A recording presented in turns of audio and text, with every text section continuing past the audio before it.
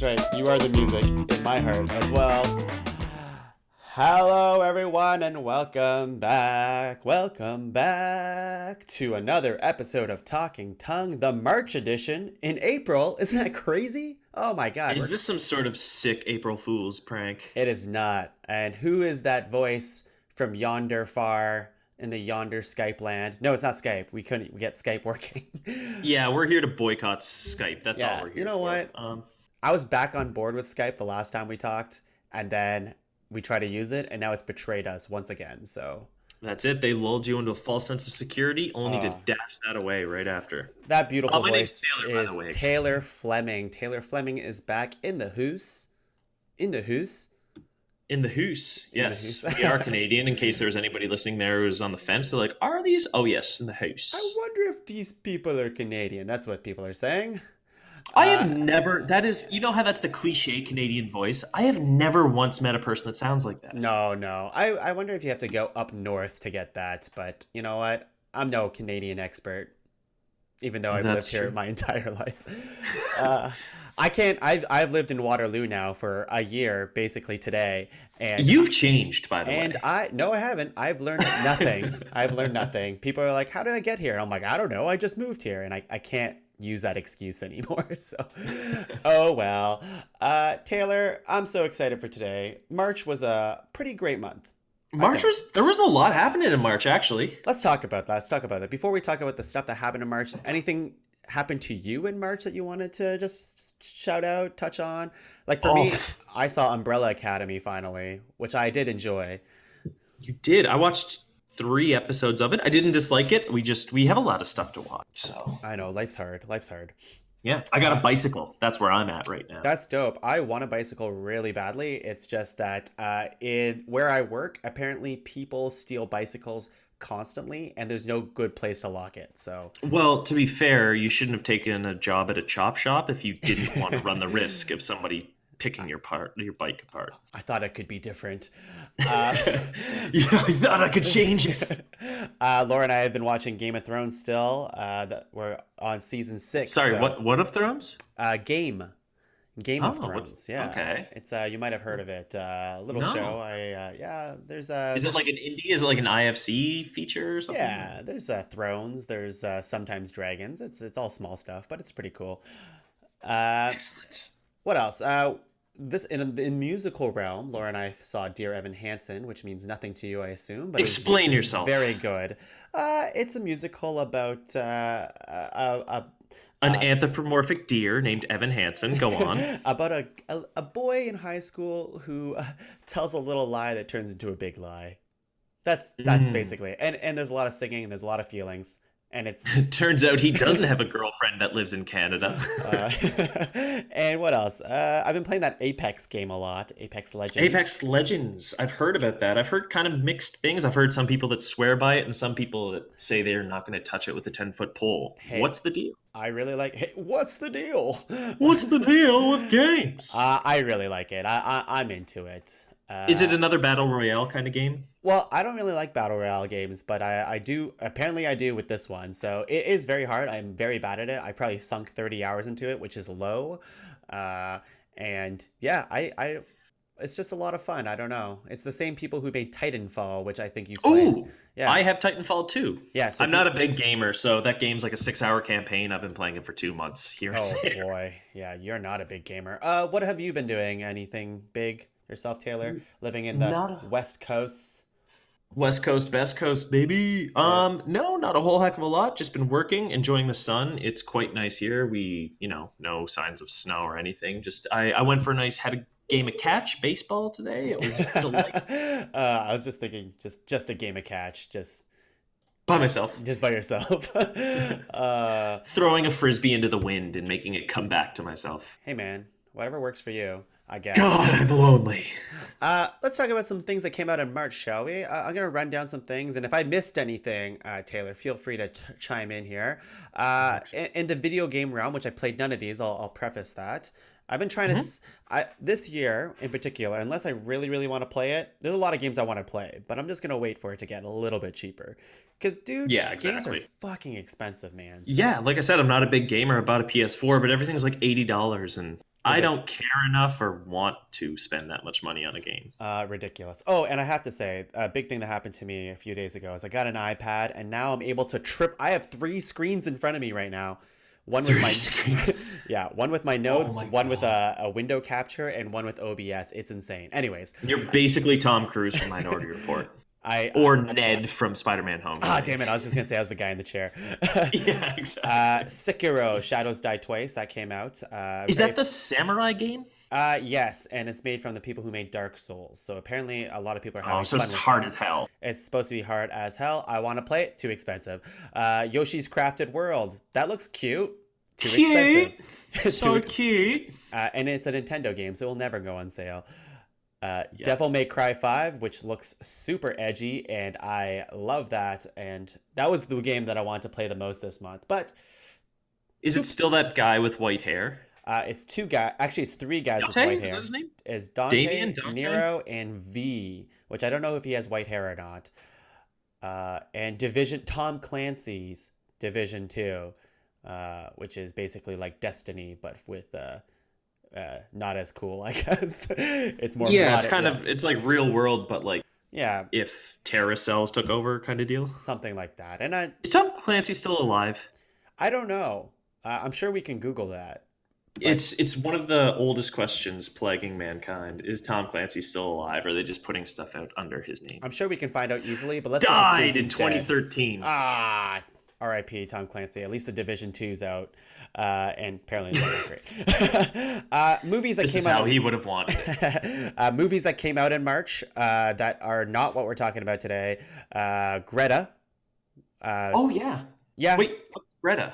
it's the Chloe Moretz one where Oh, she crazy. talks to a Yes. stranger who's really nice, and then turns out she's crazy. I'm Not Here, J.K. Simmons, which trailers made it look good, and then all the reviews I heard was it was not good, so not worth it. Captive State, John Goodman. I don't know anything about it. It came Yeah, out. I heard it's different than what you expected, but I haven't heard anything about it, so Yeah. I think they're right. Hummingbird Project, Jesse Eisenberg. Ooh. Oh, that looks him and Stellan Skarsgård. No, I'm good. Pass. And The Highwaymen that came out on Netflix with Kevin Costner and Woody Harrelson. That looks whatever. I heard it's okay. Yeah, I'm probably not gonna. they're watch it. enjoyable. Yeah.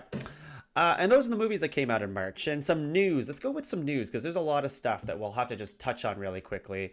A lot of stuff. First off, this is kind of throwaway. The Aladdin trailer finally came out. It came and went in my Yeah. mind.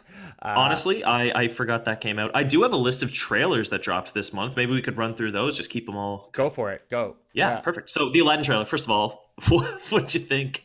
I didn't hate it. I think it's too. I mean, like it's gonna fall into the trap of shot for shot remake, which we'll talk about later. It just doesn't seem like it's doing anything new, which I think Jungle Book did. So as long as it's good enough, I'll be happy enough, I suppose. I kind of wish with the live action stuff that they take more risks, and I feel like lately they have not been. So Will Smith You looks almost fine. have to go for movies like The Jungle Book and Dumbo, which we'll talk about later. But Yeah. those movies that they don't really have much story to begin with, and that's a good building block. Or something like Aladdin, that's Beauty and the tough. Beast. Now those are done. Yeah, those Like are they've done it. those are weird because if you go too far away from the source or from the original Disney animation material, then people will Yeah. get angry, and people are angry when it's not different enough, right? So Exactly. The shot for shots just kind of what's the Yeah. point? and Will Smith looks fine. So He looks weird, but okay. really, I think he looks fine. It'll be fine. What Yeah. other trailers do you have here? Sticking with Disney, Disney Pixar, we got Toy Story 4. Ooh, yeah. I'm excited for that. Honestly, I should preface this. I don't half the time I'll watch 30 seconds of a trailer or just not watch it at all because I don't want to be spoiled. I think I watched the opening to this, but I didn't finish it. What are That's your it. thoughts? I don't know much to say. Here we go. Here's a comment. I shouldn't have mentioned Talking Tongue's a live show where we're doing it on Facebook and people get to comment live. And Paul Atkinson says, creepiest blue guy ever. For the Will Smith. Maybe you've heard of my good friend Tobias Fumke? Arrested Development. Great. I love it. Yes. What were we talking about? Toy Story 4. Toy Story 4. You know what? I first watched it. I really, really loved it. Second time watching it, I really loved it. But with the idea that someone said that they didn't like it because it spoiled too much of the movie. And then on the second rewatch, I was like, I guess it kind of does. So Okay, I'm glad I didn't watch it then. yeah, you're probably good. I just saw the first bit. What I'm interested in is, people have had discussions. There's been many an article written about, what the life of these toys is actually like. And then in this movie, the girl creates a toy. She makes a spork into a toy, and then that becomes sentient. So I feel like they're going to get into it a little bit more, the nitty gritty. Like, what happens after a toy dies? It lives in the landfill for thousands of years? Or Yeah, Pixar is really diving into the deep questions on life, Yeah, exactly. You make life with your hands, just like you make babies with your vagina, I guess. I don't know. What other trailers? What other trailers? For an anatomy professor, you're not that great. No. We have a trailer to Deadwood. I don't know if you watched that, but the Deadwood movie's finally coming back. I've heard of Or it. Deadwood itself is coming back. Yeah, no interest, I guess. I've never watched Deadwood. I heard it's fine. Yeah, it's pretty good. It's a very good show. It's the reason it got canceled is the writer's strike happened back in the day, and then they couldn't finish it, and their set was so expensive to maintain they had to tear the whole thing down, and it was just too expensive to get back up and running after the strike ended, so they just never did. So now fans are going to finally get some closure on the series that was taken away from them, because this show has mad fans. What else you got? People love Deadwood. What other trailers you got? We've got Little Stranger Things season 3. Oh yeah, I wrote that down. I forgot about that. That should be fun. I'm excited. Yeah, they're teenagers now. They're grown up. Yeah, that'll be great. Yeah. It'll be more the same, which is a good thing. It's familiar and it's nice. And I'm super into Stranger Things, so it'll be fun. Me too. I hope they end it soon though. 3 seasons in time would be awesome. I will say 4 seasons. Give it 4. End it off. Okay, I'll allow it.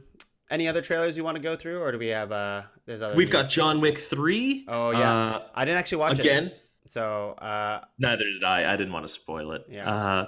What about Once Upon a Time in Hollywood, the ninth film by Quentin Tarantino? Oh man, I did see that trailer and I'm excited. I you know what? I'm a sucker for Leonardo DiCaprio. He is one of those actors that I see on screen and it's an instant I'll probably like it way more because he's in it. So yeah, he's fantastic, but also getting Brad Pitt is one of the best character actors, but I once heard him described as Brad Pitt as a character actor born in a leading man's body, which I feel like perfectly sums up, because he's so much, I don't want to say better. Yeah, screw it. He's so much better in character roles and not the lead. And for those who don't know, like a character actor is somebody he's never the lead, but they're always, you look at them and you're like, oh, it's that guy. Yeah. He can really get lost in a character. Like you look at 12 Monkeys or even the Irish guy from Snatch or the serial killer in California. He's so good in these weird roles, but he looks like Brad Pitt. He's so handsome. He's so handsome. Exactly. And which is funny Robbie, too, because he plays Leonardo DiCaprio's stuntman as if Brad Pitt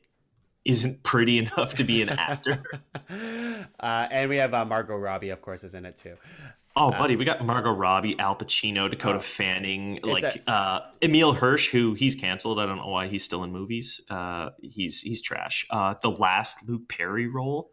You think Emile Hirsch is garbage? I've only really the best role I've ever seen him in was Into the Wild, and I really love that movie. But everything after that, I don't really.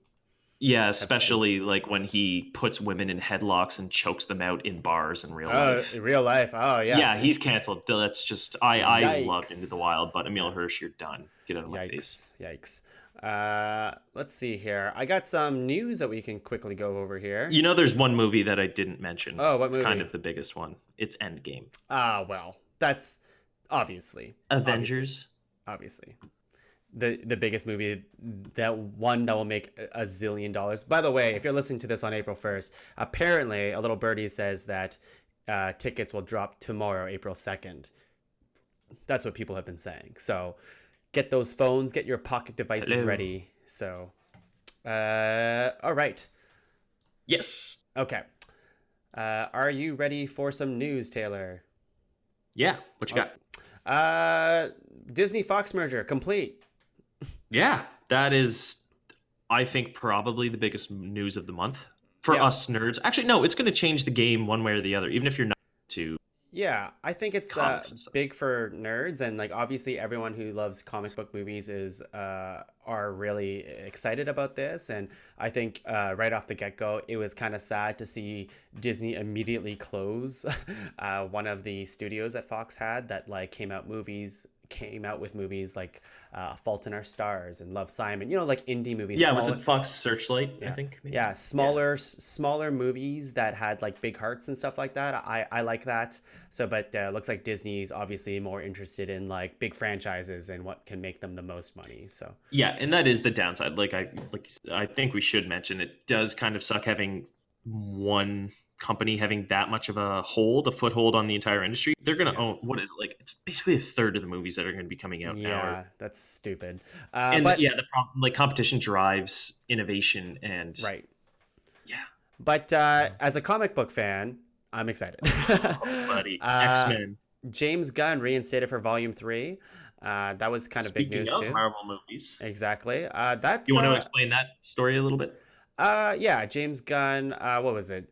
Maybe half a year ago, I would say, probably. Yeah, I think in July, something around. Yeah, was outed for making terrible jokes when he was younger, tweeting them, and basically, uh, I would say a lot of people came after him saying, "Why A does lot this?" of a very specific type of Yeah, people came after him. let's say in the red Right wing states. Yeah, assholes. yes. Yeah. And they basically brought him down a bunch of pegs, where I believe, well, we don't have to get too close into this, but James Gunn, I believe, apologized about this stuff Oh far yeah. before he was even Guardians of the Galaxy #1, I think. Um, Yeah. so, And I mean, Disney would have known before yeah, they hired him on in the first place. So it's not right. like a. Yeah. Let's see here.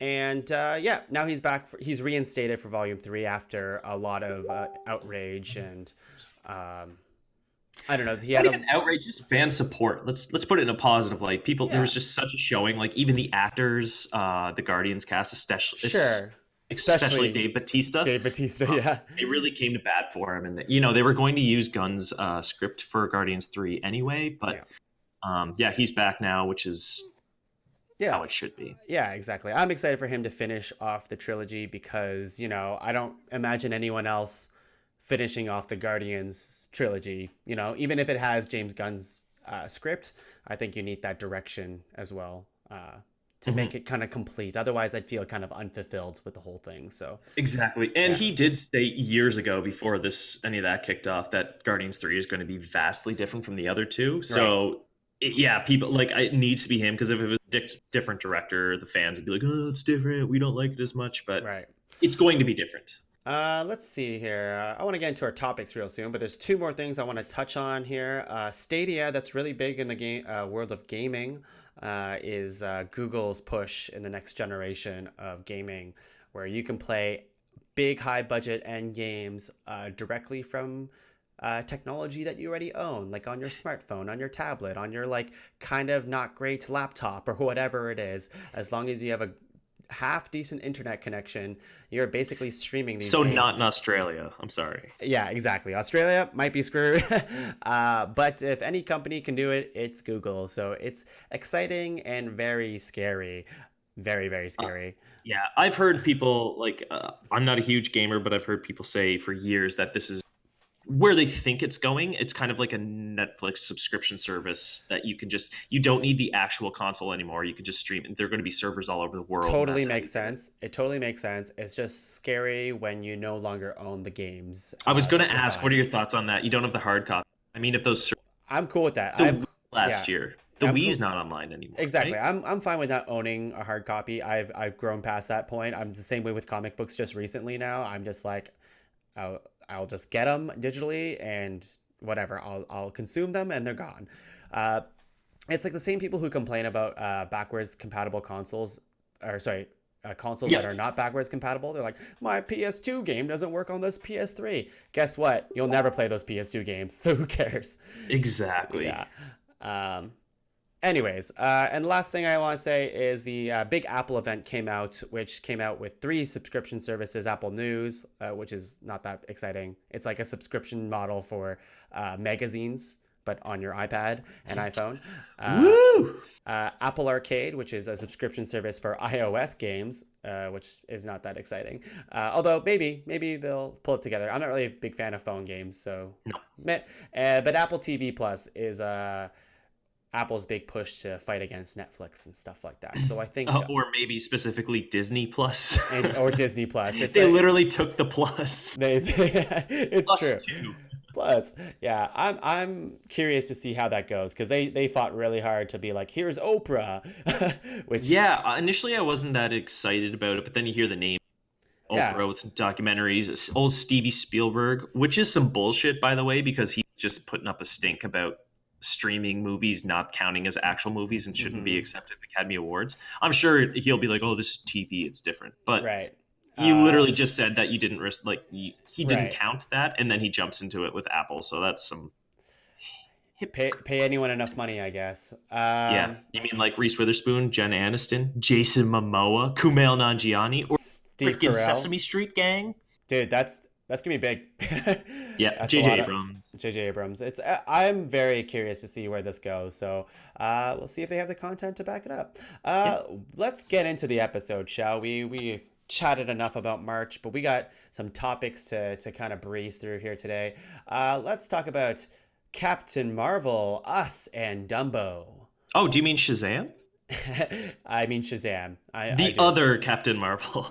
Speaking of, I am excited to see it now that I've heard some good things about. But today's episode is not about Shazam. I know you're like lukewarm on it, right? Tempered expectations. Okay, well, I expect to have hopefully a good time. Like Captain Marvel, let's talk about that.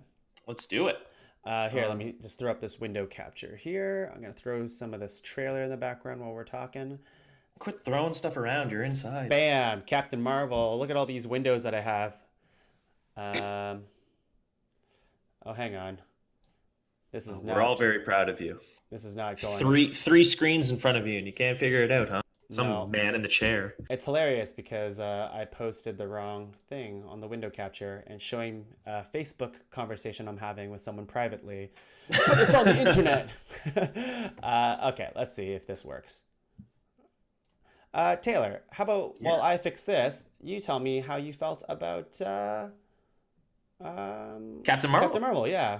I had an absolute blast. Full disclosure, I saw Captain Marvel twice, I think in the first weekend.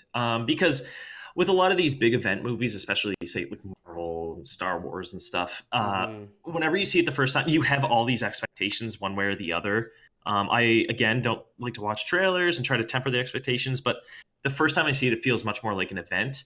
And oh my God, Captain Marvel was a fun one. It was one of those screenings that kind of like Black Panther last year, another Marvel movie, but it's just, you could feel the energy and honestly, just the happiness. Like people were so stoked in our theater and it was amazing. Like the clapping and the big notes, myself, like people crying, it's not like a sobbing crying, but one of those, something would happen and then you just kind of be like, oh, I didn't even realize that there are tears coming out of my face because I'm so not even happy, but just kind of almost uplifted. Like she was so powerful and she made other people feel powerful. You know, She's there's just very powerful. Just like, yeah, in more ways than one, obviously. exactly not just her strength, but just, you know, not her physical strength, but strength with standing up to adversity and not taking no for an answer, not letting anything hold her back. In particular, her being a woman, like, you know, you had a lot of people coming out and they're like, oh, SJW movie. I know. Stop cramming it down our throats. I'm like, first of all, Captain Marvel, like Marvel, the man, has been dead since 1982. Yeah, he's come back here and there. But like everyone who's like, Captain Marvel is not a woman. Like, yeah, she's been a woman longer than you've been alive, so shut up. Yeah, for sure. Yeah, I really enjoyed this film too. I don't think it's my favorite Marvel film. I would say it's probably middle of the pack for me out of all of them. It was definitely one of the better origin movies. Yeah, let's go with that. I liked how they played with the format. It wasn't quite a linear structure. And we're not going to talk spoilers right away, right? No. I have a little thing here we can talk about. We'll talk spoilers at the towards the end of the discussion. Perfect. But we'll go with let's see, Captain Marvel. We have directors Anna Boden and Ryan Fleck who made Sugar, Mississippi Grind. It's kind of a funny story. Haven't seen any of those, so I have. Mississippi Grind's got Ben Mendelsohn, who plays oh, Talos in this Talos, movie. So that's them working great. together. Oh, that's awesome. I didn't know that. Yeah, it's him Um, and Ryan Reynolds. It's let's they're see.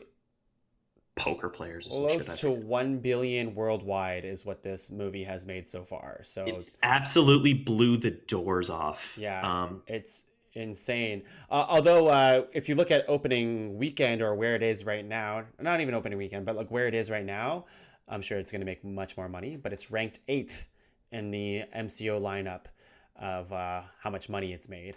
So it's I think that's kind of interesting perspective there. It's surpassed both Spider-Man and Guardians 1 to be specific here. Actually, also, I feel like we haven't even mentioned it yet. This is Marvel's first female-led movie. Oh my God, we should have opened with How that. did? Yeah, I'm sorry. We just kind of take it for granted, but like, it's awesome. It took this long. What is it, like 22 movies before they had a lead? It took too long, but Long time. I thought it was fantastic. Sorry, we have Angus on the other end messaging me about something completely separate, and it's making the bing, bing, bing noise every time you get a notification. It's very distracting, as people at home could probably hear all of that. Ask Angus what he thought about Captain Marvel. I think he liked it. Pretty sure he liked it. I think. Awesome. Well, why don't we get into specifics? Maybe Yeah. before. Yeah. Do you want to talk about maybe the act? Yeah, I wanted to talk about. Let's talk about. Let's talk about the story setup.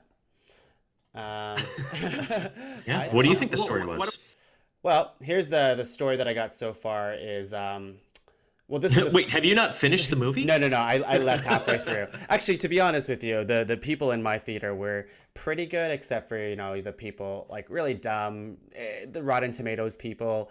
That made it their way into the movie too. So I've told this story before online, but essentially there was a guy sitting beside me and Laura, and there's a really sweet part of the movie where Captain Marvel is giving an uplifting speech to a little girl about the power of women and how they can always push through adversity and all that kind of stuff, and then the guy beside us is like, that's retarded, and Oof. and I was like, hard R tongue. Jesus, Easy. yeah, it was Easy. like, Jesus Christ, there's some pretty shitty people out there, but that luckily didn't it was annoying at the time, and luckily they didn't bother us the entire movie like that, but overall my viewing experience was good, and I only seen it once too, so I would love to watch it a second time before Endgame, and I don't think that's going to happen. Yeah. The story is the extraterrestrial Kree warrior Vers finds herself caught in the middle of an intergalactic war with her people and the shapeshifting Played by Brie Skrulls. Larson. That's right. She also has reoccurring memories of a life on Earth as Carol Danvers as a U.S. pilot. Because she's got amnesia. She doesn't remember much before 6 years ago, right? That's right. We have Brie Larson, Samuel L. Jackson, Ben Mendelsohn, Jude Law. We have returners Lee Pace. I don't know how to say his name, but Digimon Hounsou. Yeah, I think it's Jimo. I don't know. Jimon, yeah. Jimo Su? I don't know. Clark Gregg, anyone? Phil Coulson. We have Lashana Lynch and Gemma Chan and Annette Bening as well. Yeah, so newcomers. All newcomers. So that's pretty exciting. Let's save the story discussion to the end, because that's when we can kind of. You wanted to lead the story. Let's get into that. I wanted to just touch on what the movie. An overview. Yeah, exactly. Let's talk. Oh, go ahead. What'd you think of Brie Larson? AKA Carol Danvers, AKA Vers, AKA Captain Marvel. Even though she's never named. She's never called No, she's never named Captain Marvel during the movie, I guess. They never say that, eh? Nope. I liked her. See, the thing is, I have a crush on Brie Larson. I like a Hollywood crush on her. I think she's awesome, and she's very charming. And I think as Carol Danvers, she was really good. Although I will say, especially during the beginning of the movie, and which I would say is the weakest part of the movie, I think it gets way better after the second half of the movie, is that she seems kind of stiff, or like her acting, not her acting, but I guess Vers herself is a really stern-faced character until later when she kind of unravels her emotions more. She isn't. She is, yeah. So she's a Cree warrior, a warrior hero, as she Mm-hmm. says.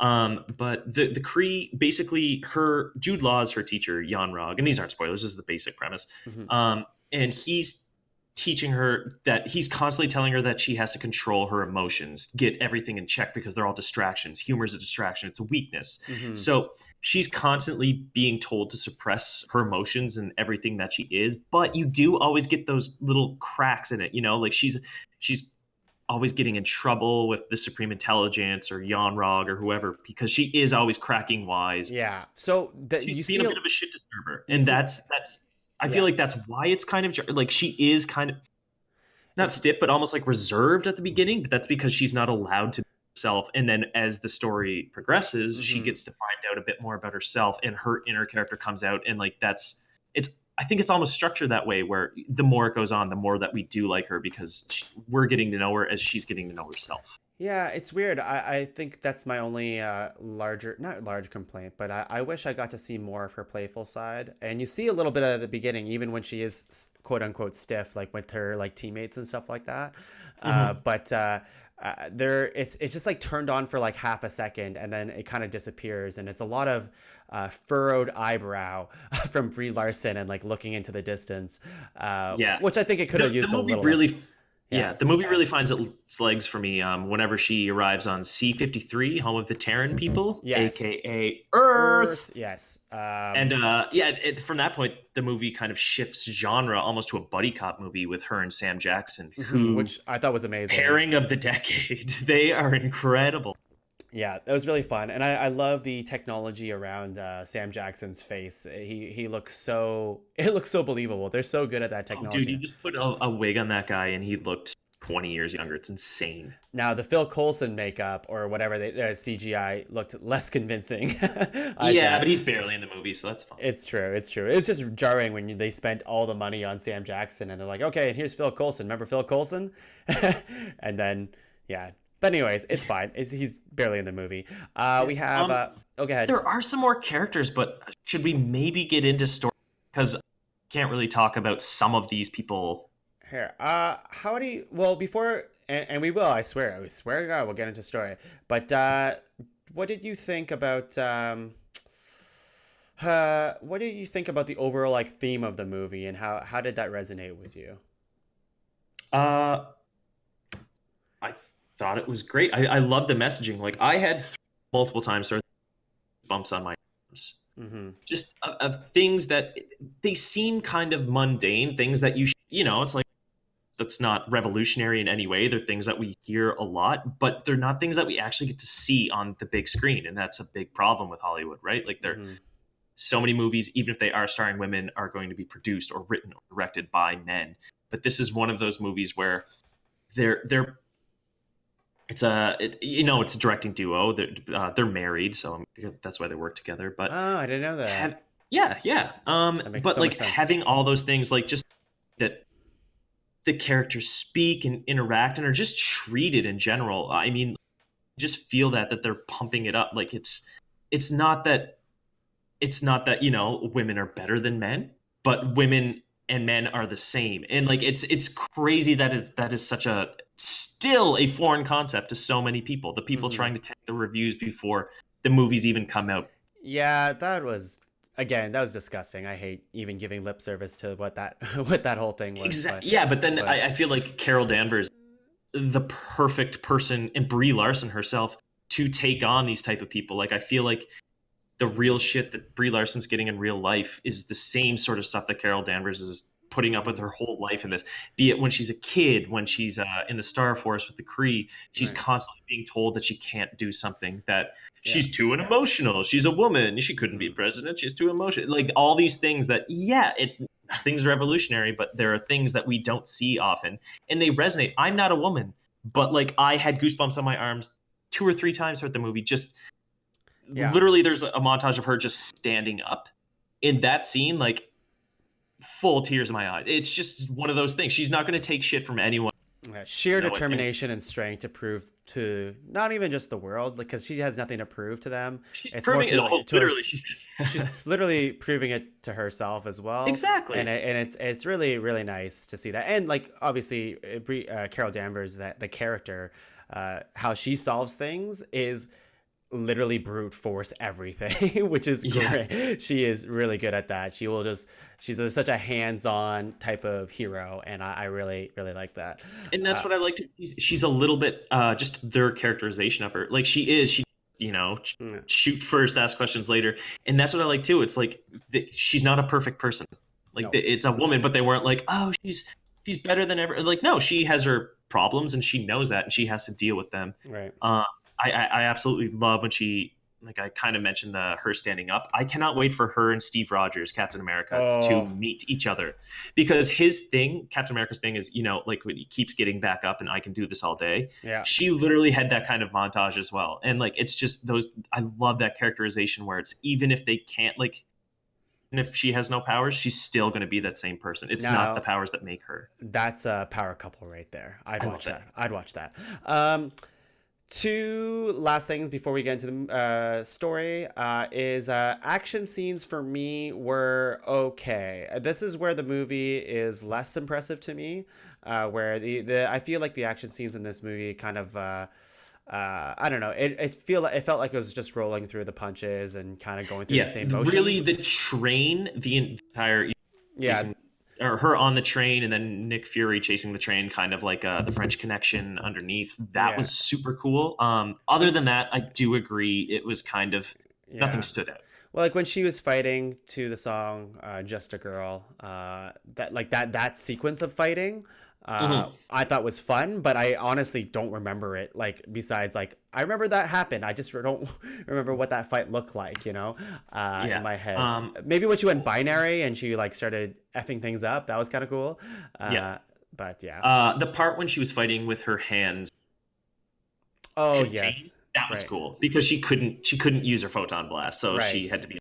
innovative, and that was cool. And the humor to me was mostly good, I would say. Like every Marvel movie, sometimes it does not land, like some jokes and stuff like that. But I thought they balanced it pretty well. So Yeah. yeah. Yeah, and a lot of that comes just from the interplay between, which was great. All right, let's talk about the movie story. A little bit of the movie story. We don't have to go through the entire premise of it, but what do you? And we'll start talking about spoilers now too. I suppose let's kind of preface this that we're gonna get a little bit deep into it. So yeah, thoughts? I As guess. so, okay, just a quick like over. As this, we find out that Veers, her real name is Carol Danvers, and she was an Air Force pilot back on Earth, and some events transpired, sent her to Hulla. Is that the name of the Kree homeworld? I believe. Something like that. Yeah, sent her there, and then she's been trained by these people basically to be used as a weapon, and she is trying to solve a mystery. So she goes back to Earth, and when in those travels, she's alone, and then that's when she comes across a young Nick Fury, agent of Shield. Mm-hmm. But she's also being pursued by Talos, played by Ben Mendelsohn. He's a Skrull. And do you want to talk about the Skrulls, Don? Yeah, the Skrulls are a shape shifting alien who can literally shape shift down to the DNA. Molecular Yeah, DNA. Yeah. yeah, to any species basically, which is pretty awesome, pretty frightening. In the comic, Impossible to detect. yeah, in comic books they have the Secret Wars, I believe it. No, Secret Invasion. Secret Invasion. That's right. Which is what I thought this movie would be. But can we talk about it? I guess. Yeah, this is probably my favorite part, and that's yeah. So yeah, with the whole Talos thing, because like he's a lot different in the comics from what I've read and the small bit I read, but I also did the research too. But like Talos himself, like in this movie, is a lot more humorous and a lot more empathetic, and you root for him because he's not the bad guy. It Well, not turns- initially though, right? Yeah, Like initially, we are on. She's been taught that the Skrulls are the enemies; they're an infestation, and they wiped yeah, out throughout the universe. But as the story goes on, we find out that maybe that's not yeah. exactly He's it. literally just trying to. It's good this way that they spun it in this way, but like he's just trying to protect his people, right? Yeah, he's trying to find the light speed drive, basically. And then whenever we find where that is, there's also another important MCU relic there. We actually discover that Talos has just been looking for his family. And there's a Skrull colony that's been hiding Right. for years. And that's what he's after. He's not trying to find any sort of WMD or anything like that. He's literally just trying to find his family and save their lives. Exactly, which I thought was great. A great, That was a good reveal. good reveal. Like we Uh, knew that the Skrull, like we read comic, like we knew that the Kree weren't good. But that reveal that he was literally just looking for his family, that was, I thought, super well done. yeah, and I love just them working together afterwards. And like they made Ben, because Ben Mendelsohn, from what I've seen him in, and not that's not much, but a couple movies, he's usually the bad guy, because he plays it so well, I feel. And in this, he Yeah. starts the bad guy, and he's a lot again more empathetic and more you root for him once they do the twist. So I like that a lot. And he's funny. He had some He's very funny. Him and very his science guy. Oh, the science guy. That was so great. It's so great Yeah. because the science guy doesn't. I don't even think he says a word. The science guy. No, he does later on in the Does he? before Okay. before he gets got. Sorry, spoilers. Spoilers. Uh, Whatever. Maybe just before we can touch on Maria and Monica Rambeau. Sure. Yeah. Maria being in this movie, anyways, Carol's best friend. Which They were in the Air Force together. That's well, right. actually, not the Air Force. They were flying because, and this is another thing. It wasn't. They didn't make this in the movie. At the time, women were not allowed to fly in the Air Force. Yeah. So the closest thing that they could do was test these ships. Right. And testing one of the ships that resulted in getting Carol getting the powers. Which, Yeah. But I thought that was fantastic. So they find a picture of Maria and then they track her down, and Maria and her daughter Monica help fill in the gaps for Carol about who she is. And that I also thought those kind of quiet moments, just sitting at her house, were some of the best in the movie as well. I agree. That's when the character Carol Danvers switches for me, where she becomes a lot, because she's like, Carol, this is the person you were, and whatever, and then you start diving deeper into those flashbacks a little bit, and that's Mhm. when we get to learn more about who Carol was. Because, and I'm glad they didn't play too much with the whole amnesia trope in this movie, but I've heard complaints with people saying that that they didn't give enough backstory to Carol. For me, it worked. I liked how they Yeah. told the story. I like how it felt different, anyways, on how they presented all this. It wasn't Yeah. a linear story. It wasn't just another Marvel. Yeah, I don't know what. It See, pops around. I don't really agree with that argument per se. It's like you kind of see the flashes of what those moments were, and for me, that was enough information to take with what they're Yeah, trying to say exactly. about the Like, character. I don't hear people making those complaints for like we didn't see Iron Man when he was young or Scott Lang when he was young. You know what I mean? Yeah, We saw actually more of Carol's life than a lot of the characters, so that's kind of funny. right. Yeah, I thought it's an interesting thing to say, but anyways, what other things do we want to say about the story? Can we just jump in and give some future predictions? Future predictions of where Carol Yeah. lands in this? Yeah. Well, first of all, Monica is definitely be fun. So say again. That's Monica, Maria's daughter. Yeah. Well, it's been almost 25 years between when this movie. Oh, we didn't even mention it takes place. Yeah, in 1995, I think. It Yeah. was. So Yeah. when Carol comes back in Endgame, it's going to be 2019. Like that's a good amount of time. Monica's going to be all grown up. They even they allude to it. Like, are you going to glow like your Auntie Carol and fly? And Yeah, she I- is. Well, yes, and I love how they set that up. I wonder if they'll go with it. Honestly, maybe Captain Marvel too, right? Yeah. when Well, do they that. have to set up for Phase 4, right? Right. They need. I mean, they've already talked about Miles Morales in Spider-Man, and I am not even convinced that he'll be in the next movie, judging by what we've seen so far. No. So maybe it's just one of those things that's like we know that Monica becomes Captain Marvel at some point. And I think that Talos' daughter is going to. I forget her name. The Skrull Queen. It's something with a V. It's like Valeria, or like that. I think she's going to be bad in the future. Oh yeah, I can completely see where the Skrulls. There's still room for Skrulls to be bad. So Yeah, I mean they were good. That went against our expectations, but Kevin Feige himself said, just people like there are good ones and there are bad ones. Yeah, Don't exactly. put people in boxes one way or the other. Let's see here. I want to move ahead to because we don't have to touch on every single character because I want to move on to these other movies we got to talk about. Like the whole Supreme Intelligence stuff. I was fine with. I guess it wasn't my favorite part of the movie. But Jude Law, I thought was kind of an interesting.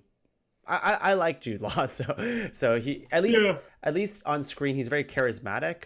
So whenever he's on screen, uh, there's something about him that makes you kind of try to listen to what he's saying or Yeah, like how almost he's root for him. root for In him. lesser hands, I agree.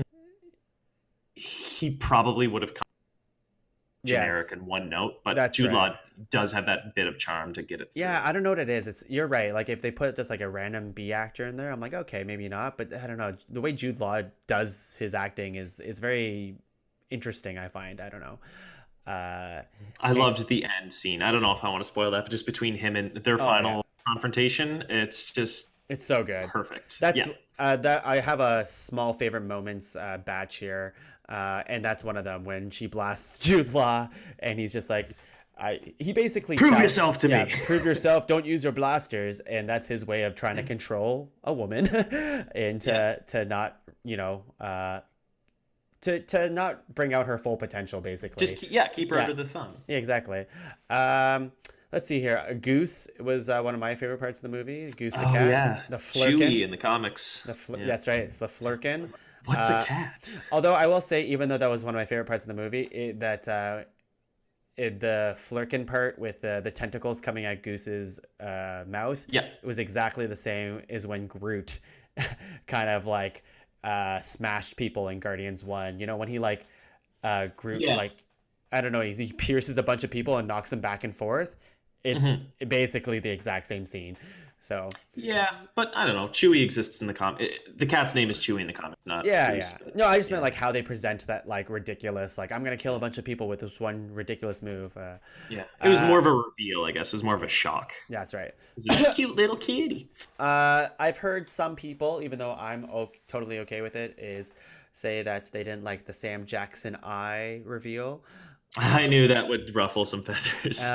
Which there is I forget Angus or who we just talked about not too long ago. He discussed that there's a YouTube channel about some guy talking about how Marvel always undercuts their big moments with kind of a cheap humor, so basically a cheap laugh, is what it amounts to, and this also falls under that category for those people, and. I would say don't take it too seriously. I don't know. Like, what Yeah. else did you want to? I don't know. I did like that for a character, though. I'm like, yeah, he's a C. Yeah, I liked it. Um, Whatever.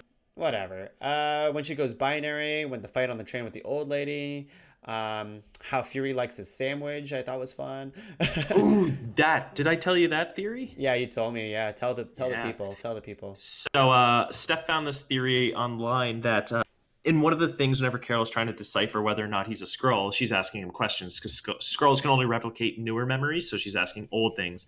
One of the things that he says is that everybody calls him Fury. Nobody calls him Nick, not his mom, not his friends, not his kids if he had them. Mm-hmm. And then he also says that he can only eat a sandwich if it's cut diagonally. Right.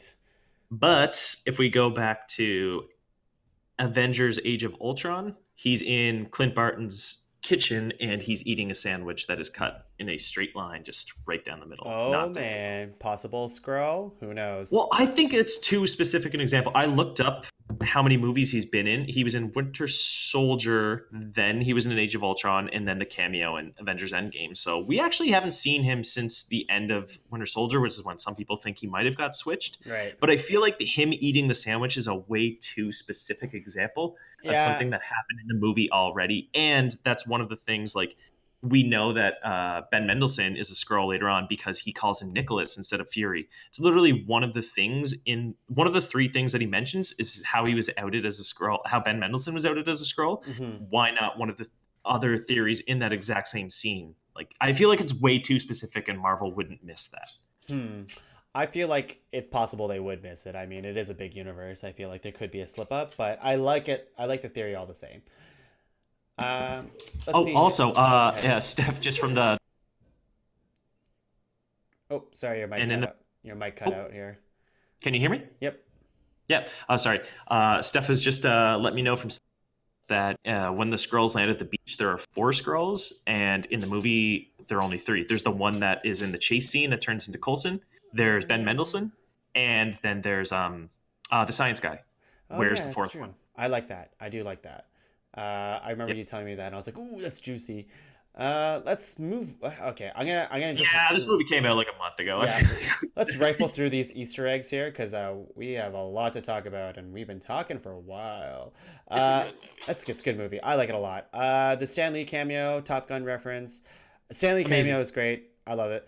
Um, Mallrats reference. uh, So yeah, this is weird though because that means Stan Lee as Stan Lee exists in this movie because his character in Mallrats and he yeah. talks about the Thing having a rock dick or whatever. Like he talks about literally characters that he created. So I was like, wait a minute, what does this mean? But I don't Stan Lee care. is everyone. He's a watcher after all. That's true. And the last thing I'll say is obviously the post-credit scene was really juicy. Uh, Not the goose one. He's just That was coughing up really the Tesseract. goosey. Like I could talk a little bit longer, obviously, about like the Tesseract, and I don't feel like it was necessary to put it in the movie, but I get it. You kind of want to tie it into the larger universe, so whatever. Um, I think it was also just because it kind of disappeared at the end of which one was it? First Avenger? Or no, it was in Agent Carter. That, but it's been gone for decades. So right, I think that was them just being like, how did they get the Tesseract back? right. This is Was it? them just kind of bridging a gap. It's post Captain America, right? Yeah. Because 1995. That makes sense. Uh, okay, let's move on to Us, and I'm gonna get you, Taylor. We're gonna try this, and this might not be the right decision, but I think your mic's cutting it in and out. You want to Mhm. try to, without disconnecting the call, unplug the microphone and plug it back in.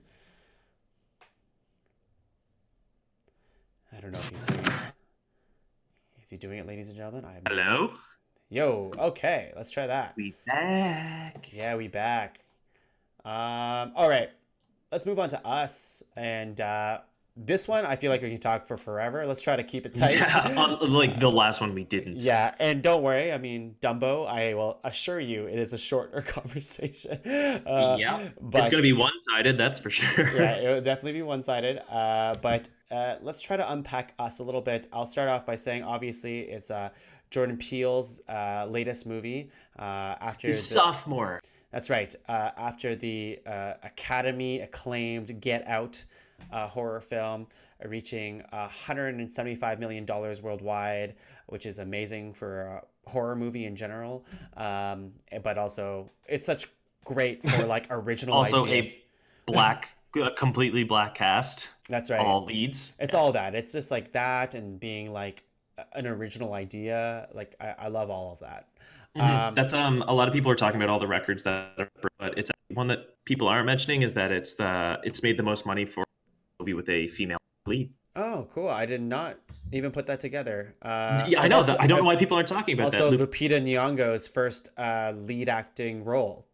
And Isn't that crazy? She won an Oscar Yeah. for 12 Years a Slave, and she Yeah. has not been the lead in Yeah, it that is what is wrong. insanity. I've heard, and Jordan Peele, I listened to a podcast with him, and Jordan Peele doesn't know either, but he imagines it's because she's been waiting for the right movie, because he finds it kind of nutty that nobody approached her for a leading role kind of thing. But You know who what? knows? They're lost, man.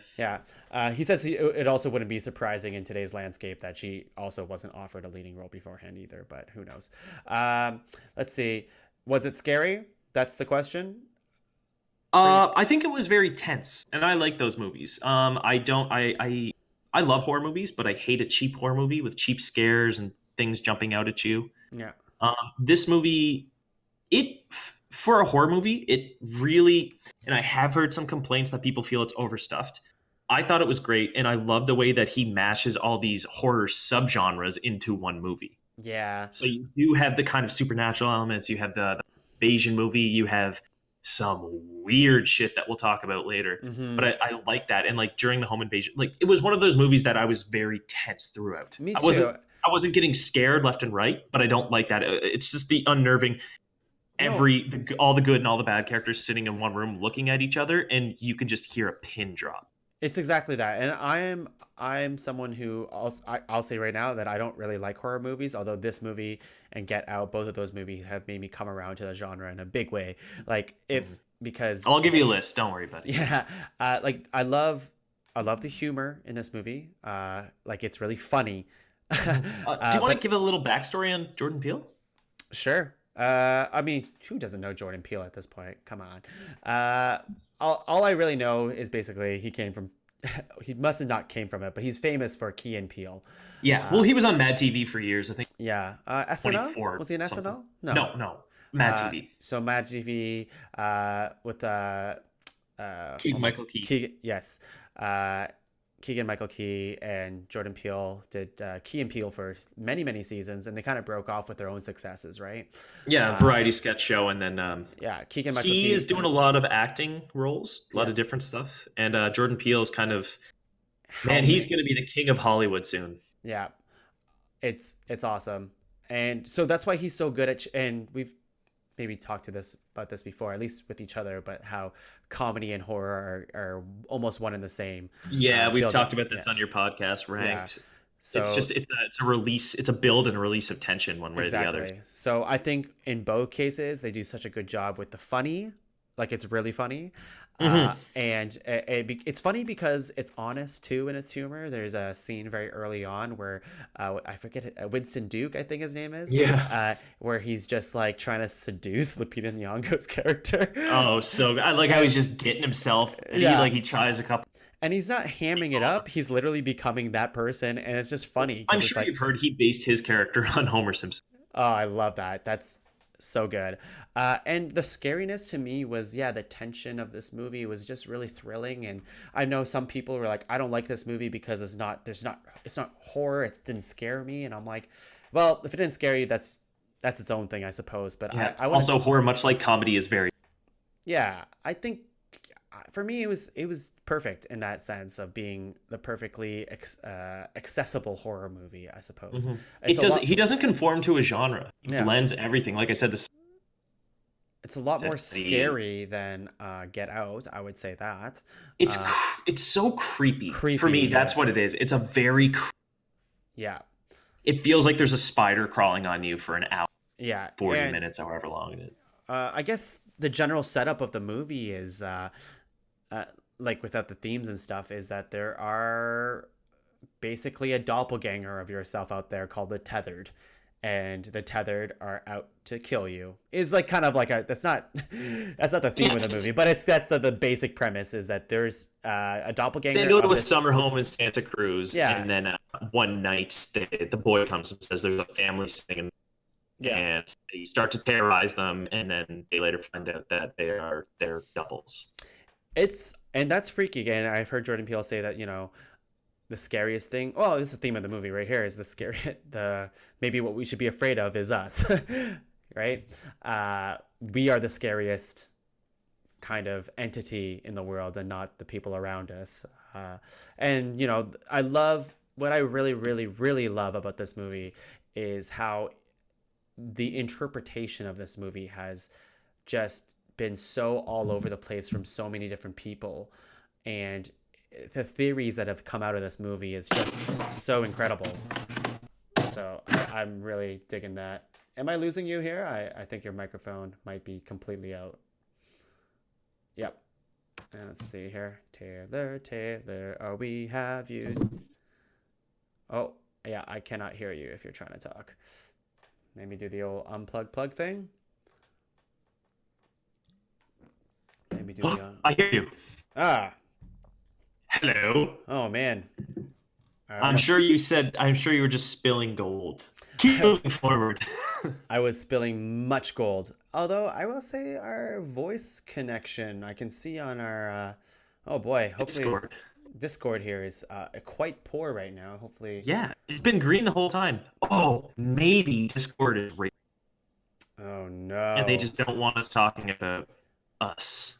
You know what? It happened when we started talking about us, and now look at where we are. Oh God, I'm scared. Ugh. Oh, Damn, God. I hate to out a company like this, but here we are. But what I was saying was, oh, here I got it's Yeah, green. maybe It's we can try talking about the white character. the Come white, back. uh, what I was saying earlier before you cut out Yep. was that I love the amount of interpretations that have come out of this movie, and how people feel about this movie. It's all over the Yes. place. Can we maybe talk about characters or whatever, and then get back into this in spoilers? Because I want to hear your take and take, Sure. which I haven't seen yet.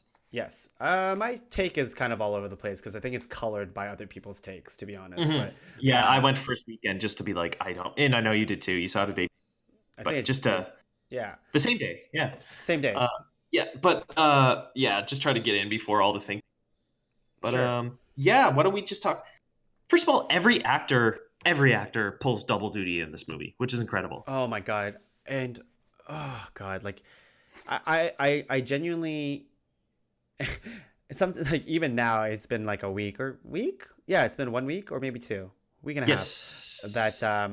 even now when I turn off the lights, I kind of afraid that someone in a red jumpsuit is gonna be standing right there when I turn off the light, and it's like kind of frightening. This, you know what it is? It's Yeah. Lupita Nyong'o's red character, the way she acts that character, where like I just get kind of just goosebumps. I'm just so scared. Uh, Oh, she's so creepy. The way she puts her hands on her face yeah, and just kind of thing. yeah. Oh, it's so creepy. I'm the trailer right now is playing in the background, and I'm trying not to look at it because I've seen that clip like 3 times since we started talking about us, and it's freaking me out. Uh, anyways, I don't, I kind of don't know where to begin with this movie. I will just say that like, uh, the biggest thing I have, or not the big, it's I almost have a big pet peeve of this movie, and it's not because of this movie. It's about people who watch this movie. Is that I think it really separates uh, a different breed of moviegoers almost. Yeah, the boys from the men. I'm right there with.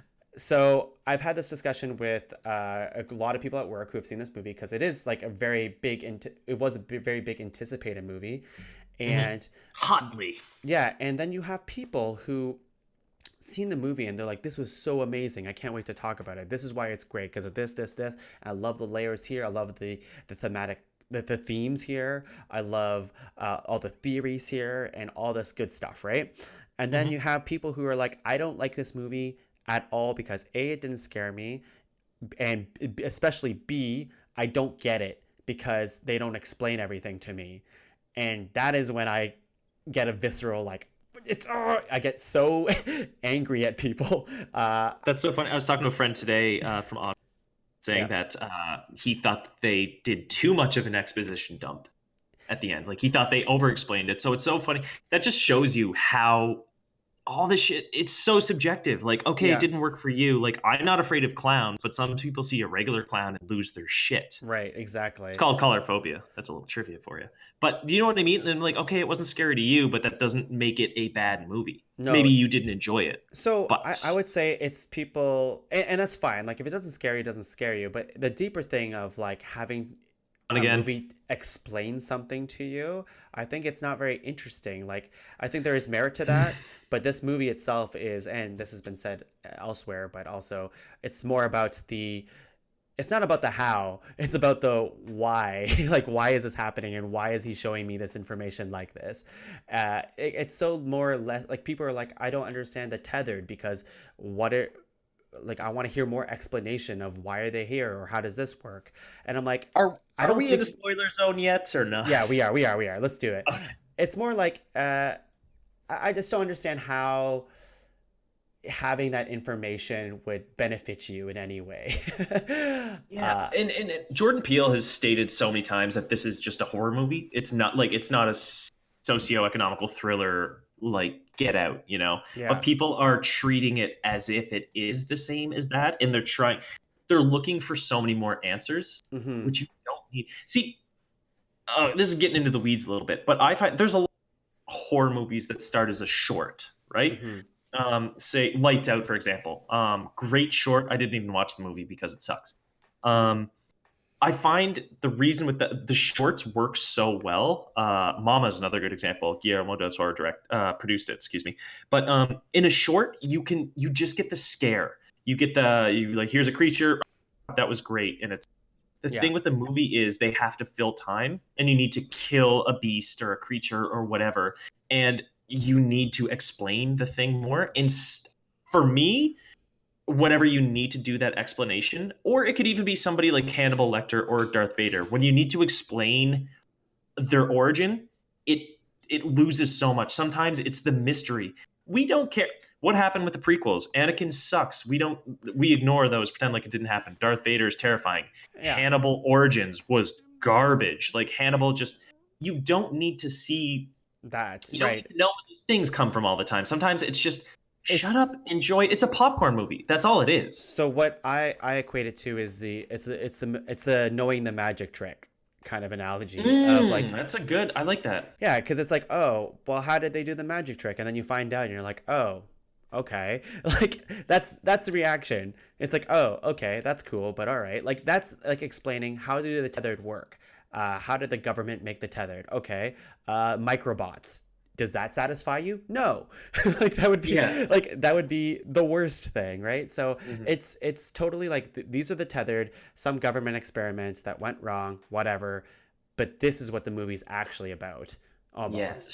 So this movie, I didn't watch the trailer. I watched up to the part where he's like, "There's a family yard," and then I Yeah, turned I it didn't off. even watch I didn't know they were doppelgangers. Yeah, I didn't watch the trailer either. So I had a bit different experience. Like as soon as, oh my god, what was her name? Adelaide, Lupita Nyong'o's. Mhm. The movie starts with her in like 1986 or something, Mhm. and she has a traumatic experience in a funhouse mirror where she sees a double. Yada yada yada. But Yeah. like I knew, I knew that they switched at that moment, so I knew that Lupita was bad. Well, not bad, but different the whole Right. time. Interesting. Which, yeah, and like I didn't, I th- I'm not trying to be pretentious or anything, I swear, but like I thought it was a little more obvious, and then a big Mhm. reveal. I was like, were we not all on board with that? But in watching the movie, like there were so many clues through. I've only seen it once, but there's so many clues throughout the movie where you'd be like, it was kind of confirmation bias. I'm like, yeah, okay, like that is, she Mhm. had she couldn't kill her the tethered children. Right. She had whenever she saw what was her name? Umbre, her daughter, the Yep. tethered daughter. Like whenever Mhm. she's all mangled in a tree, she couldn't actually kill her. She just watched whenever the boy died, Pluto. She was super upset. And then there are some other parts where she's doing the kind of, she reverts into like the like the weird Oh barking man. because they don't speak, right? Yeah. And then whenever Lupita Nyong'o's character, her other character, Red, she can speak. She sounds like she swallowed a bullfrog, and it's Or one of that the she was creepiest choked. voices. That she Yeah, got and she was choked, exactly. And nobody speaks down below, Yeah. so she hasn't used her vocal cords in like over 20 years. Yeah. So her trachea or whatever's mangled, and she doesn't use it, so that's why it sounds so harsh. So these are all these things that kind of like reinforce it. And one thing that I thought was really cool. Hmm.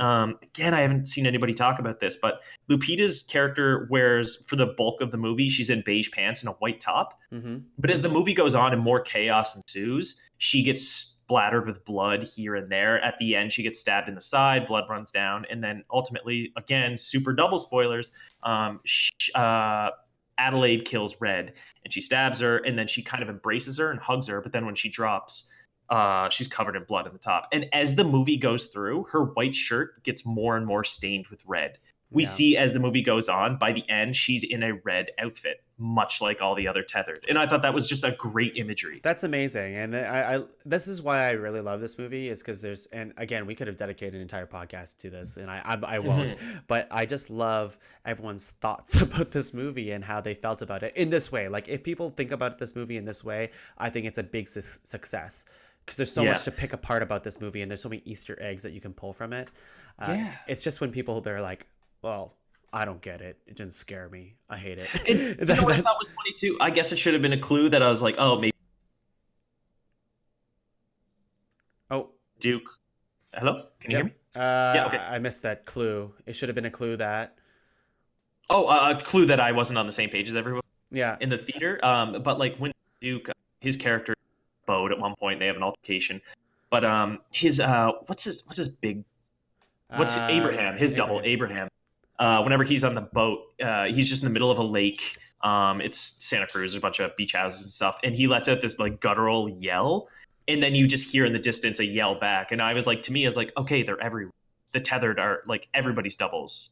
you know. Yeah. But when he was doing those, the people in the audience, like he would be like, "Roar," and then people in the audience were laughing at that, and I'm Yeah. like, yo, like that's terrifying because he's basically like a wolf howling to his pack, and they're howling back. But the people in the audience didn't get that; they thought it was funny. They'd be Yeah. like, "What is this guy doing?" He's just like having a victory lap and screaming, That's the audience which in I thought my was thing cool. was like that But too. my theory, so who do you think made the tethered? I think they touch on it. They just say Hello? government. They say government. I'm pretty sure. Oh, are you here? Oh boy, what a day! What a day! Man. You can hear me? Okay, I'm going to keep going. So everybody that I've talked to feels that the tethered was created by scientists or whatever, but my reading of the movie is that it goes way longer than that. I feel like it was some sort of dark magic back in the day because somebody does mention that they've been there for generations, Mm-hmm. and they mentioned that there was an experiment, and I feel like a lot of people take that to mean, oh, it was scientists Right. created this thing, but the whole thing has a supernatural element to it already, and I think. Hello. Yep. So I feel like it's some sort of like ancient magic that made these things in the first place because there is a supernatural. All these things are connected. Just simply being clones wouldn't explain that. So And the place. Yeah, did go on. so that's interesting too because everywhere I've read, and I believe I heard this in the movie too, that it was a government experiment that went wrong, and that's about as much as that I they feel like explained. I don't know. And maybe I missed the word government, but I feel like I just remembered him talking about man doing an experiment that went wrong, and then they put them underneath. But Okay. yeah, I don't know. I don't think it's a scientific explanation. I think it's a magic explanation, which, if that's the case, it just gives so much more leeway to be like, well, why this? Where did they get the backwards Thriller shirt? It's magic. Shut up. We don't have to worry about it. Yeah, that's interesting. Yeah, that's interesting. Yeah, I've never heard the magic theory. I've only heard like, well, not even a theory. People just say government. But I Yeah, do. but even somebody does definitely mention they've been there for generations. And if we're going with government, well, even if we're going with scientists, there wouldn't have been any science that could do that more than 100 years ago. Do you know what I mean? Well, I mean, I Well, suppose. okay, like Yeah. Nikola Tesla did it, I Sure, guess. sure. Like I'm just like, after he finished the stuff in the Prestige, that I think cloning you, each other. yeah, Hugh Jackman.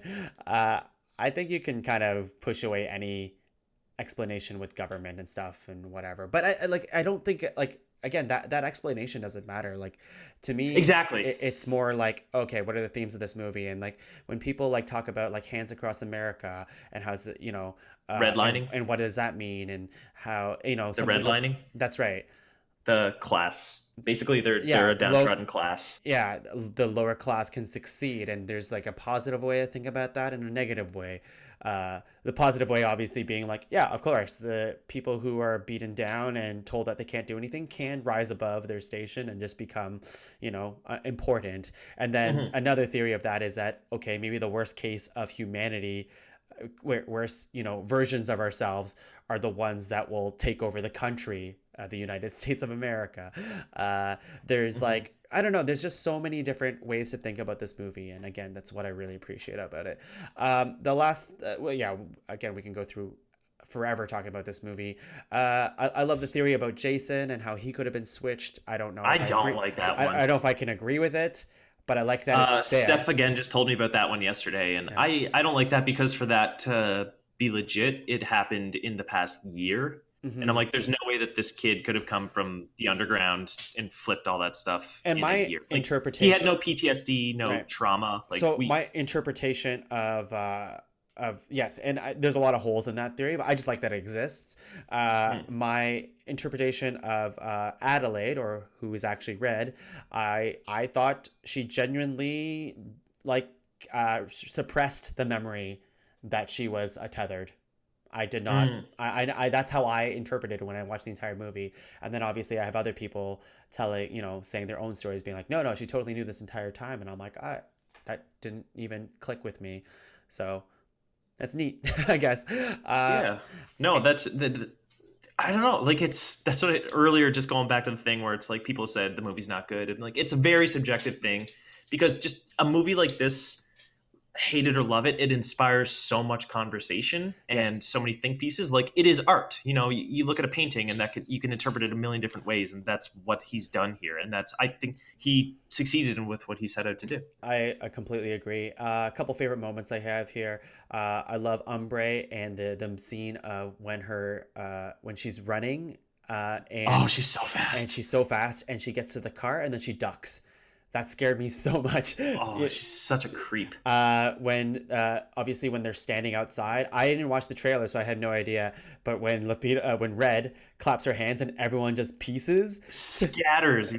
I was frightened of that.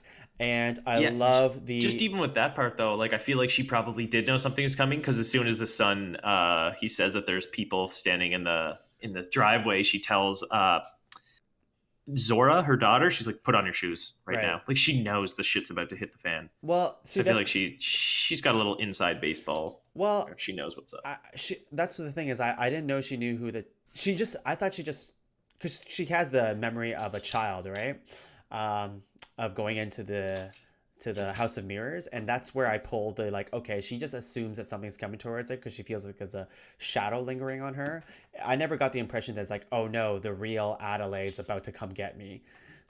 So, what else do we have? The dance and the cutting with the scissors at the end when they're kind of mirroring. Like, I just want to really say is that the music in this movie, or the music of Us is so incredible, and it's just so creepy. And I'm sorry, everyone, that Taylor has such a bad microphone issue today. But let's see here. I'm just gonna chat with him quick. Oh, hello. Hi, man. We are having a terrible luck today. Yeah, this is embarrassing. Uh, Leave the people wanting more. That was your That's mission. exactly. I was just talking about how the dance with Adelaide and Red at the end, like them flashing back and forth between that, was just a really amazing moment, and creepy. But I was also talking about the music in the movie is so haunting.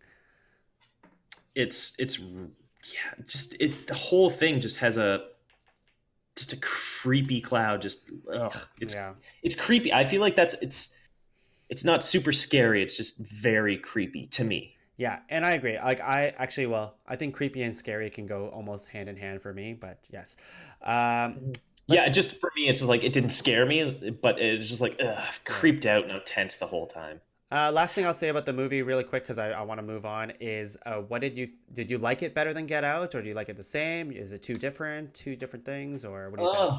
Honestly, they are so different. It's kind of apples and oranges, but I don't know. I honestly haven't really ranked one above the other.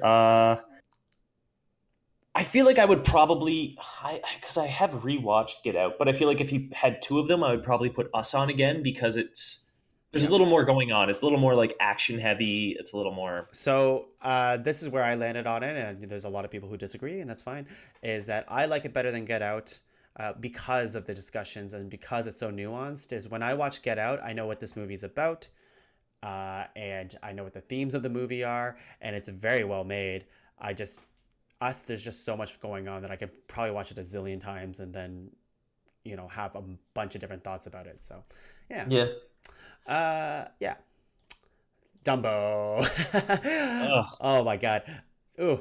Oh, we've been Full talking. disclosure, I did not see Dumbo. That's okay. That's okay. Oh, we've been talking Did for anybody? a while. Let's see here. Let me see, what time is it? Yeah, we got it.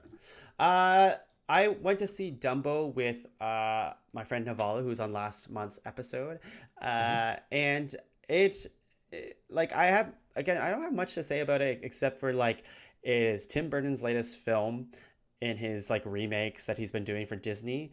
It's actually ranked the lowest of all the live action remakes in I terms of believe it. in terms of box office numbers, which I find 46 mil.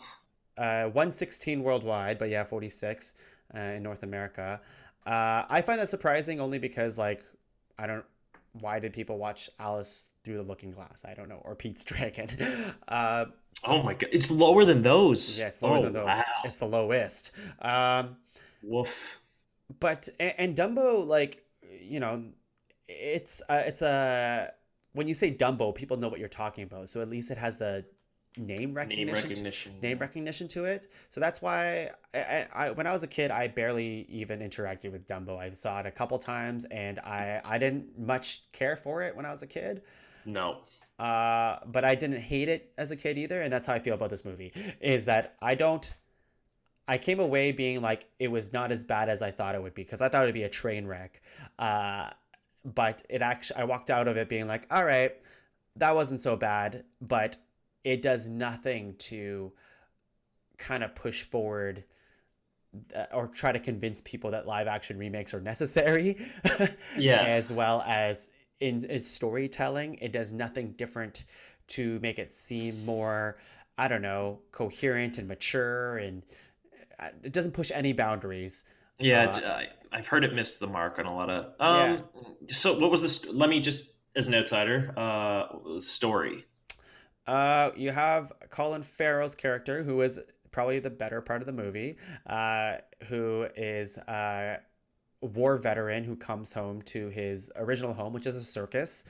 And basically, now that he's back and he lost an arm, he can't ride horses anymore. So they tell him to be in charge of the elephants. And the mama elephant that Danny DeVito's character bought gives birth to Dumbo, a freak elephant with large ears. And there's a lot of, oh, he has large ears, let's make fun of him kind of thing, although he's completely adorable looking CGI elephant. And then they learn that he can fly. So after they learn that he can fly, they take his flying abilities around the circus racket, I guess. And he gets discovered by Michael Keaton's character. And then, yeah, it basically goes from there. Honestly, I wish my microphone had have cut out during that. Like, just none of that is interesting. Yeah, it's kind of Honestly, like, you kept saying, you'd be like, and then Danny DeVito. I'm like, oh fuck, he's still going. And then you're like, and then Michael Keaton. I'm like, well, seriously, like, see, wrap it up. Danny DeVito. I like Danny DeVito, so he's always magnetic to me when I watch him. He's ridiculous, but I wish they gave him more ridiculousness in the movie almost.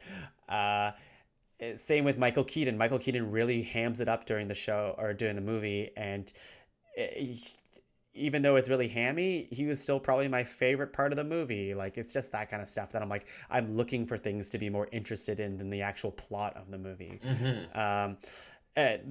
This is completely side thing, but Danny DeVito and Mrs. Mack from It's Always Sunny in Philadelphia have like a mini It's Always Sunny in Philadelphia reunion where she's kind of just like kind of bad mouthing Danny, and I'm like, oh, that's funny because I know them from those two shows or that one show. It's just like, I'm pulling the wrong thing from this movie if that's all. Yeah, you're like, oh, I needed to be reminded of a different thing to enjoy this thing. Okay, you have some nephews. Yeah. Like, who would you recommend this movie to, if anyone? I would recommend this movie to families with like a really young audience, I guess. Because I will say at its best, there is hints of that Disney magic that you are familiar with. There's when you see Dumbo fly, like, I know that's his thing, but when you see him fly and the music swells, you're like, okay, there might be something to this, right? And then it's just everything after that and before that is just like, when he's not flying, there's nothing really bringing this movie together, I guess. So I would say it's for really young kids who can still appreciate that stuff and don't really have like the movie has the Tim Burton feel of it, so it's still like magical in that sense where it's very colorful, or has a really diverse color palette, which is weird because it also has a muted color palette at the same time. It's like they do that so often. They have like a bunch of color and then they put like this gray filter on top of it, and I don't understand why it's like that. If you're gonna go all balls out creative and colorful, then do it. And so it sounds like you're basically saying go see Us. Yeah, go see Us. Dumbo is not worth the money. Well, no, don't see it in theaters. It's for young audiences, or if you want to throw in the background while there's plenty of movies to throw in the background, but if you're really just kind of curious, it's not a train wreck. Again, it's just very, very middle of the road. And it sounds very pointless from everything that I've heard. Yeah. And that's the problem, is there's not enough wonder in the movie. And for a movie that has the circus and they try to have all this wonder to it. I just wanted them to have more. The last thing I'll say is and this is the one good part of the movie, is there's a pretty great, and I'll use the word great because I thought it was really fun in a movie that didn't have as much fun as I wanted it to. There's a great Dumbo's mom is kind of trapped. Basically, I won't spoil the whole thing, and I don't need to, whatever. I won't. But basically, Dumbo's mom is trapped with the evil circus people, and she's about to get killed because they want to keep Dumbo for themselves, and they don't want to have Dumbo's mom around, basically, because that's all Dumbo really cares about, is being reunited with his mom.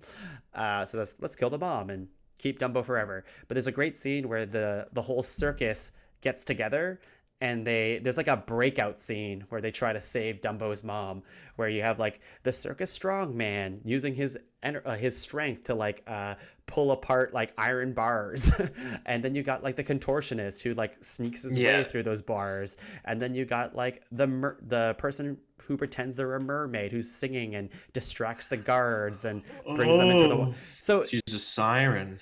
So there's a lot of that stuff. Like that scene was really great because I was like, oh, they're finally using these circus people. But then it made me think, I'm like, if they're going to do that part of the movie, they should have spent more time with the circus people, because they don't develop the circus that well. Like you meet them, they're really kind of flamboyant people, and they love Dumbo, but you don't get a sense of why they love Dumbo. It's kind of like they learn that he flies, and they flash forward being like, and then months later, Dumbo's very successful at this circus, and you have to assume that there's been camaraderie between the whole circus, and it's kind of sad if you think about it like that. So it's a whatever movie. I swear to God, there's one line in the movie where they must have hired a high school student from like a cereal box contest, because it was so poorly for the line read, or for the line itself. The line read, it was so poorly delivered. It was jarring. It was like this, and I forget Michael Keaton's name, but I'm going to use Michael Keaton's name. Oh, I'll use your name, Taylor. So basically, you're on a kind of like a tower that's getting set on fire, and you're kind of pushing all these buttons, but all these buttons that you're pressing is kind of making it go up in flames more. So he goes like this: Taylor, don't press any more buttons, because if you do, everything will explode. It's just some random kid? It's some random kid, and that's his only line. He's a kid being like maybe 17 years old, and I was like, what is this? I laughed really hard. It must be his nephew or something. Yeah, it was ridiculous. Anyways, that's it for Dumbo. I have nothing else to say. Let's stop talking about this stupid movie. We did it, Taylor. We made it to the end of Talking Tuong. Ooh, barely. Barely, yeah. Like our audio, oof. We got to work on that. Let's see here. Things in April. Let's anything. Avengers and Game of Thrones. April's going to be huge. Avengers, Game of Thrones. I wrote Shazam, Hellboy. Hellboy, I don't think is going to be a good movie now that I've seen the trailers, but yeah, it's a Screen Gems movie. The people that do like Resident Evil and stuff, and when I found that out, I kind of want to just have a fun time. So if you can give me that, then like mindless fun, then I'll be happy. Yeah. I'm into that. Missing Link. People who make Kubo in the Two Strings. Leica. Yeah. Leica, the production house, yeah. Right. I have no, like, even though I said I'm kind of coming around to horror movies, I'm going to be select with them. Pet Cemetery, I don't really know. When you were talking about Dumbo, I was just scrolling around the internet. IGN gave it an 8.2. Pet Cemetery. And Mortal Kombat 11, that comes out. That's the only video game that comes out that's worth mentioning. But Avengers Endgame, that's the only thing I really, really, really care about. And Game of Thrones, Game of Thrones will be fun too. All right, Taylor. Whew, that's a lot of talking. That was a long one. That's a long one. Who knows how long that was? There's no way to know. Anything you want to plug at all? Anything that's going on in your life? Any shows you recommend? Comic books, series, anything like that? God, I don't know. Not off the top of my head. There's too many things you just threw at me. Actually, I've just started watching the show on Netflix. I'm late to the game, but People Just Do Nothing. It is hilarious. It's a mockumentary about a couple of boys who have a pirate radio station in Brentford. It's a west part of London, basically, and it's kind of like the Trailer Park Boys, they're just scheming and shit, but they're really bad at what they do. Their music, they just focus on garage music, drum and bass. It's like terrible 2002 fucking British rap music, but it is so That's funny. good. All right. Yeah, it's well, very there you go. funny. What's it called again? People just do nothing. People just do nothing. You heard it here first, folks, or maybe you heard it already. Yeah, because it came out in 2014. There are 5 seasons. Well, there's a lot of stuff on Netflix, so they gotta weed. The people at home need to Yeah. weed through the garbage, to get. What to do the you good What stuff. do you want to plug, bud? I want to plug a ranked top 5 list of stuff that don't matter. I want to plug the rest of the Pod Cavern with the improv punch up. Pod Cavern plays. I haven't played a game in a while. It's been tough. Maybe I'll stream some Maybe Apex. Mortal Kombat. Maybe Mortal Kombat. Maybe some Apex. Although no, I suck too hard. People don't want to watch that. Let's see. I want to do another Cinema Saves the World soon, and we're trying to plan around that. Me and Pull the Plug, Pod Cavern and Pull the Plug. We're trying to marathon more movies for charity. We just haven't figured out what charity and what movies. So that will definitely happen sometime within the next couple months. Do like the first 3 Indiana Jones or something.